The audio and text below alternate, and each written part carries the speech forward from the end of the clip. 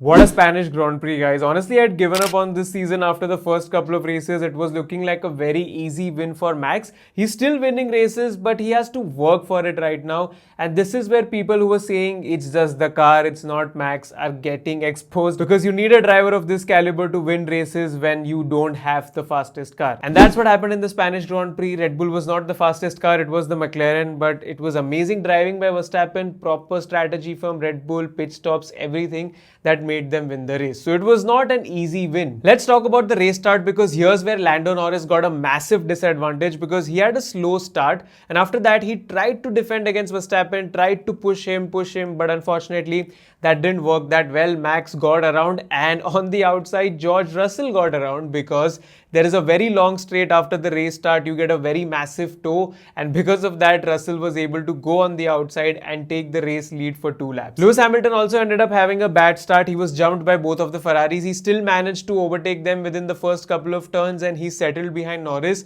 But this was the deciding moment of the race, and this is where Lando Norris lost the chance to win this race. Verstappen didn't waste any time behind Russell. On lap 3, you had this message from GP on the radio, which basically meant do anything but overtake Russell as quickly as you can, and that's what he did. What a move on the outside, and he grabbed the lead of the race, and that proved very pivotal because Norris couldn't get past Russell that easily. The thing is that the Red Bull switches on its tires very quickly in the initial part of the race. For McLaren, if you see, the tires slowly come to them, so the tires last longer, they can keep their pace for a longer time, but Red Bull can switch on their tires very easily, and that's where Verstappen could get an advantage, because he could extend his lead by quite a bit of a margin, and that helped him really well when the first round of pit stops came. All of this forced McLaren to take an alternate strategy where they didn't pit Norris immediately after Max pitted or Lewis pitted or Russell pitted, because they had to go long. They had to offset the tires so that they are on the fresher tires later on and they can have some pace advantage,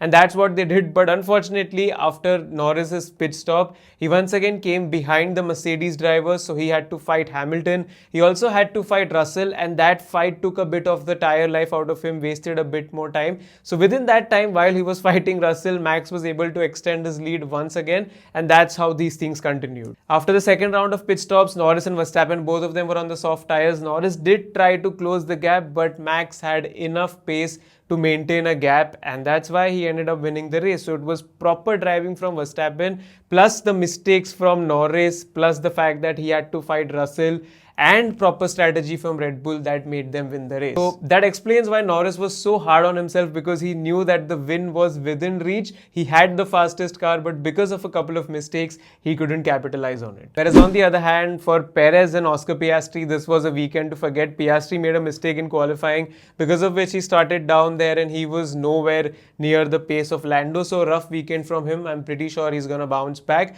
And if I talk about Checo, I don't know where that contract extension came from, because everyone knows that when the European races start, Checo dips in his form. He's only strong at the start part of the season, and then he'll pick up at the later part of the season. And with all of the gaps reducing so much now and everybody challenging, you have to see McLaren's lineup, you have to see Ferrari and Mercedes's lineup. They are such strong drivers. Either Perez has to step off the game massively, or Red Bull is gonna probably have a trouble in that constructor title either this year or the next year. Mercedes had a good weekend. I mean, at the start of the weekend, there were a couple of controversies surrounding them. I mean, they sounded really stupid, but finally, Hamilton had a good qualifying form. He qualified P3, Russell P4, and he messed up a little bit at the start, because of which he lost a couple of positions.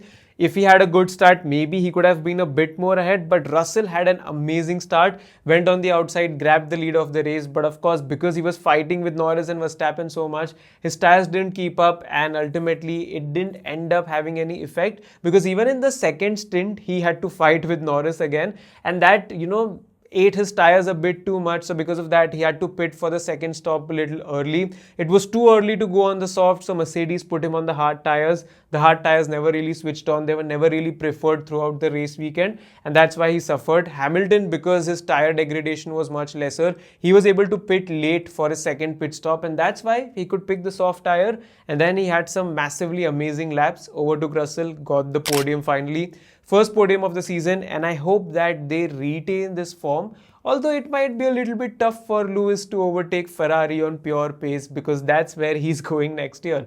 But Mercedes and Ferrari, to be honest, were very close on pace this weekend. It's just that the cars are so close during qualifying that a 10th here or a 10th there can make a difference. A small mistake from Leclerc during the lap put him down in P5. And once you're starting below, then it's very tough to make your way through the field. That's what was happening with Lewis Hamilton all this while, so I hope that he fixes that. But that's the point. These cars with these tires are so sensitive. There is a very small working window for the Mercedes and the Ferrari. So if you don't get the temperatures of your tires right during qualifying, if your outlap is not very good, or if suddenly there is a gust of wind or weather changes by 1 or 2 degrees, it has a massive impact on your qualifying lap times. And now look at the gaps. They are so small. Every little thing makes a difference. Race pace wise, Ferrari was very even with Mercedes, which is a little bit concerning because Ferrari brought their major upgrade package here. They were supposed to bring it in Silverstone, but they, rushed all of the parts and 90% of the things were here. So maybe the 10% that's missing is going to fit this puzzle, but this is not very encouraging performance after having a major upgrade package. Even in Canada, they were not very impressive. So hopefully Austria, the next race, is going to suit them. But we have to watch them out because I hope this is not a typical Ferrari thing where we had hopes after Monaco that the constructors gap is getting closed. Leclerc was P2 in the championship, but now that's taken by Norris. So a lot of fans are not happy with Ferrari right now, and Ferrari drivers are not happy with each other because they ended up wasting too much time fighting each other and others were able to go ahead. They didn't work as a team. Apparently, they were supposed to not attack and Sainz went too aggressive defending Leclerc. You guys can be the judge. But yeah, Ferrari not very impressive.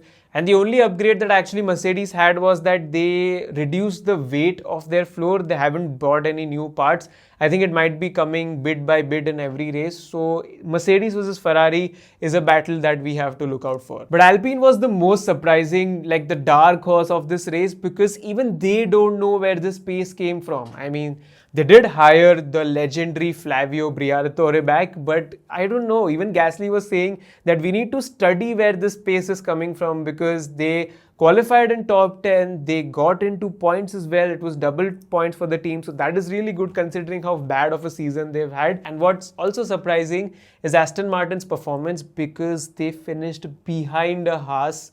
And I don't know what's going on with the team. Last year probably now seems like a fluke because they got outdeveloped. Even last year their upgrades didn't work. And even this year, after they've brought the upgrades, they are worse than they were before. Now there are rumors that they are getting Enrico from Ferrari and they've also kept a secret visit for Adrian Newey at the factory.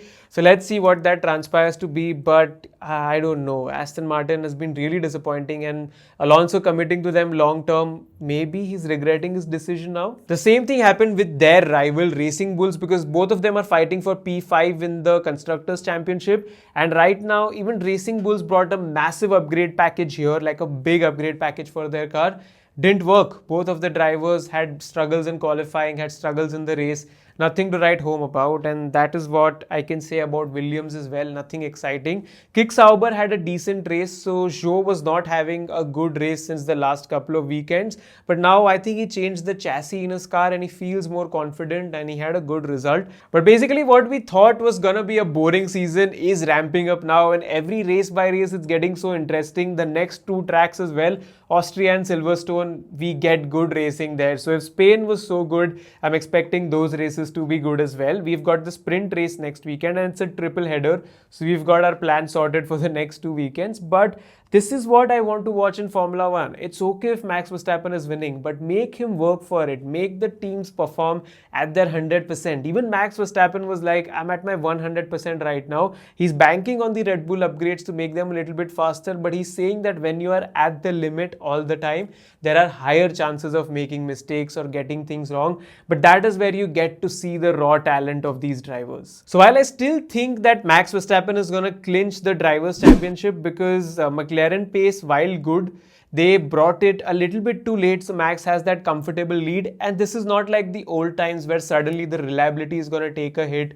or something's going to happen. So I feel Max Verstappen will win the World Championship, but then for next year, if they maintain this development graph, then it's gonna be a title battle on our hands. Ferrari and Mercedes into the mix too next year. Lewis is in the Ferrari. I don't know. We could have a proper 2012 like season for 2025. But the Constructors' Championship could ramp up because right now you can see the gaps here. The problem is that Ferrari, McLaren, Mercedes, they keep taking points of each other. So Red Bull is a bit safe right now. But if Checo doesn't keep his form up, and if Piastri and Norris keep performing, constantly keep getting podiums, we could see McLaren challenging Red Bull towards the later half of the race. So yeah, that is something Red Bull needs to figure out. What was your opinion about the Spanish Grand Prix? Let me know in the comments. And what more would you like to see in a race review? I'm bringing them. I'm hoping that this triple header, I'm going to produce back-to-back race reviews. So let's see if I can do that. Let me know your thoughts, comments, suggestions in the comments. And subscribe to the channel if you haven't, and go follow my Instagram page. It's your F1 guy. Thanks.